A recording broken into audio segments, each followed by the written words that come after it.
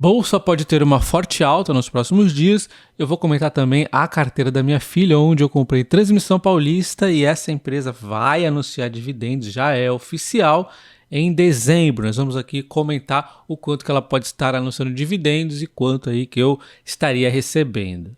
Então ontem a Selic caiu de 12,75 para 12,25, caiu meio ponto percentual e embora a maioria esperasse e quisesse esse nível de queda, não é uma unanimidade. Existe aqui uma divergência em relação para onde deveria ir a taxa de juros. Muitos esperavam aqui 0,75 pontos de queda. Existe aqui uma perspectiva de que a inflação do Brasil vai ficar melhor. Em 2023, a XP espera 4,5%, ele reduziu aqui a queda, né, a inflação.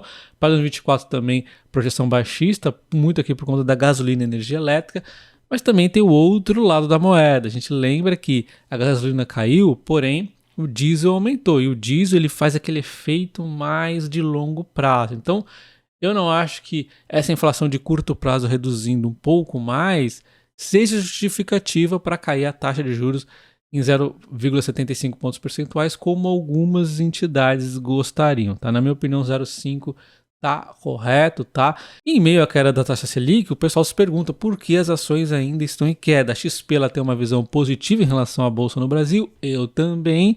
Mas, por outro lado, gestores multimercados eles estão com posições vendidas em ações brasileiras.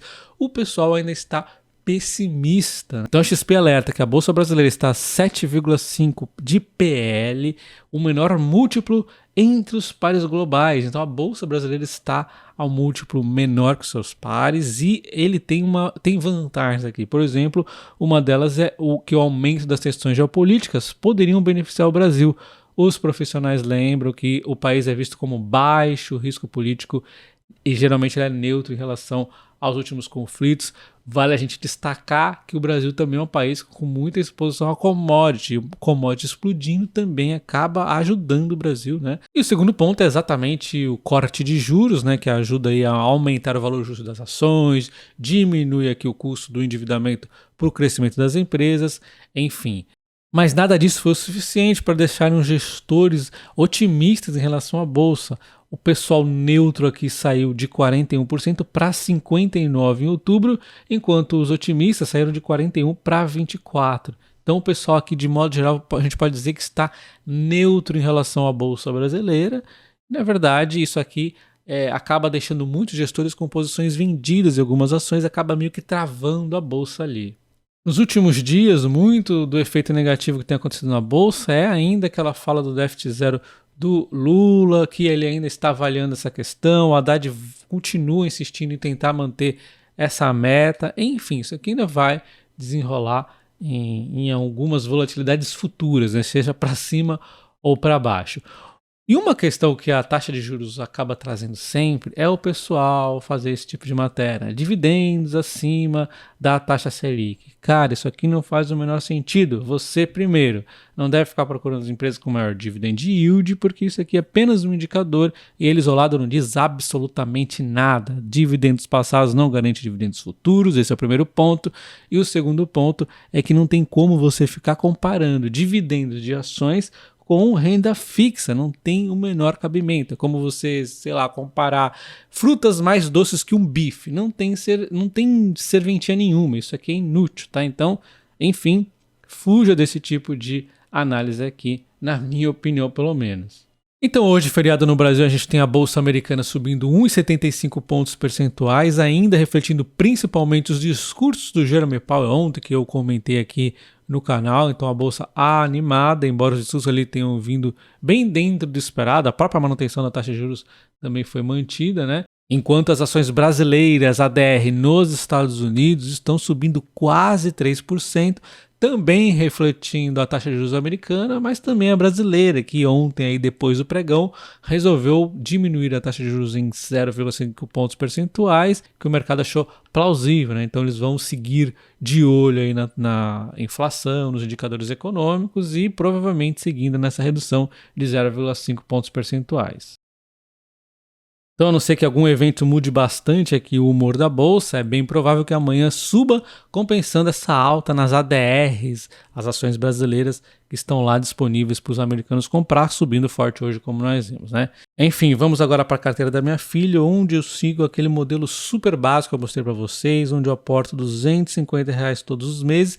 É uma estratégia diferente da minha carteira principal, onde eu tento movimentar conforme a bolsa está mais na baixa, eu compro mais forte, uso opções. Aqui não, aqui eu vou seguindo o básico, focando mais em ações de dividendos, e a gente tem uma rentabilidade no momento que está igual aqui, coincidentemente, ao CDI, só que o CDI tem imposto e as nossas ações não tem, porque a maioria da rentabilidade foi via dividendos, e dividendos são isentos. Então a gente está ganhando sim do CDI, ganhando da inflação, ganhando bastante aqui do Ibovespa, ganhando das SMALs mais ainda, né?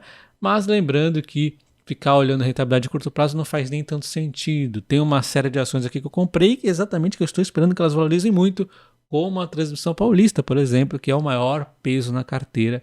Em algum momento vai começar a nos trazer rentabilidade. Outro ponto é que a gente foi ajustando as estratégias em algum momento, que no começo eu fazia aquela regrinha de limitar o percentual em cada ação, e eu achei que essa regra só atrapalhava, né? Eu não uso na minha carteira principal, e achei que também não fazia sentido usar aqui, porque isso aqui nos deu uma liberdade de chegar à Transição Paulista a um peso de 22,19%, por exemplo, agora com esses aportes, tá? Então aqui está a primeira compra de novembro, 8 ações da Transição Paulista a 21,23. Sim, foi no dia 31/10, porém vale destacar que só cai na conta em D+2. Então é como se fosse novembro, o dinheiro entrou na conta exatamente em novembro, dia 1, e aí já está essa compra aqui feita, né? E aí tem ainda 80 e pouquinhos reais para estar comprando no restante do mês. Aqui a compra de Transmissão Paulista lançada no Investidor 10, as compras anteriores também estão aqui, eu venho comprando ela já há um tempo, a primeira compra foi até, vamos dizer, errada entre aspas, aí na sequência a gente foi ajustando sem pressa, começou a aumentar um pouquinho a quantidade de ações conforme ela foi caindo aí, e vou comprando devagarzinho, sem pressa, não preocupado com os dividendos de curto prazo, porém a empresa já afirmou que vai sim pagar dividendos em dezembro, vai anunciar os dividendos em dezembro. E como nós temos 93 ações da Transmissão Paulista, a gente vai fazer aqui uma continha para entender quantos dividendos que a empresa pode nos pagar. Agora nós vamos ver os dividendos previstos para a Transmissão Paulista na nossa planilha de membros do canal. Considere se tornar um, tá? Você apoia muito, ajuda muito o canal, e também tem a planilha aqui de dividendos. Então, no fim do ano passado, eu previ os dividendos da Transmissão Paulista, que daria hoje, ao valor de hoje da ação, cerca de 7,5% de dividend yield. Eu passei o ano inteiro batendo nessa tecla, que a empresa pagaria dividendos, seria aí acima de 7%, dá 7,5% a cotação atual, só que após a divulgação no terceiro trimestre, a gente já sabe que o quarto vai ser mais ou menos parecido, a gente consegue aumentar um pouquinho essa previsão para 8%. Então eu diria que eu fui muito assertivo, inclusive de repente, se o quarto trimestre vier um pouquinho abaixo, acaba eu acertando a minha previsão feita lá no fim do ano passado, né? Então tá aqui atualizado de qualquer forma, vamos ser otimistas, 8% de dividend yield para a Transição Paulista, 1,72 por ação, tá? Com a empresa valendo hoje R$ 21,52 e vai anunciar os dividendos em dezembro, provavelmente para serem pagos ali em março, tá? E aqui então está a nossa evolução de dividendos na carteira. Estamos aqui com um pouquinho mais de 2 anos e meio de carteira e isso foi o tempo suficiente para a gente receber mais dividendos do que o nosso aporte mensal. Em 2023, que ainda nem encerrou o ano, estamos recebendo 337 de dividendos, já tem um pouquinho provisionado para o ano que vem também, e vai ter o dividendo da Transição Paulista que vai ser anunciado em dezembro, além de outras empresas que vão também nos anunciar mais dividendos ainda, né? Então aqui está todos os aportes que eu fiz nessa carteira do canal, aqui R$ 533 foi de reaporte de dividendos, então do bolso eu realmente aportei 8.193, dado o patrimônio atual, teve uma rentabilidade então de 10,1%. Futuros dividendos que estão para cair na conta são R$ 31 já anunciados, né? E temos um total de dividendos então de R$ 564,66. E a Transmissão Paulista é uma previsão, mas é muito provável que aconteça algo bem similar a isso, está então provavelmente anunciando 1,72 de dividendos por ação em dezembro, né? Que me daria então R$ 160 de dividendo na Transmissão Paulista em dezembro, o anúncio, tá? Então mais R$ 160 de uma só vez, um belo de um dividendo aqui. Lembrando que a empresa tem um potencial muito grande ainda para 2024, 2025. E eu vou estar calculando em breve, primeiro aí para os membros do canal, o quanto que a Transmissão Paulista pode anunciar de dividendos em 2024 e 2025. Vocês vão ver que o potencial é grande. Já na minha carteira principal, fiz muitas compras nesse mês e para aproveitar esses preços baixos da Transmissão Paulista, eu me comprometi a comprar mais ações em dezembro, caso ela fique a esses preços baixos. Para isso, eu vendi puts, que é um compromisso de comprar a Transmissão Paulista, caso ela fique, por exemplo, aqui abaixo de R$ 21,50. E por esse compromisso eu ganho um prêmio, como por exemplo 60 centavos. Então o que acontece? Caso a Transmissão Paulista fique abaixo de R$ 21,50, eu vou estar comprando ela em dezembro a R$ 21,50 mesmo. Só que acontece, eu já ganhei esse prêmio de 60 centavos. Então é como se eu estivesse comprando na realidade a R$ 20,90. Mas isso somente se ela ficar abaixo de R$ 21,50. Se ela ficar acima, o que acontece?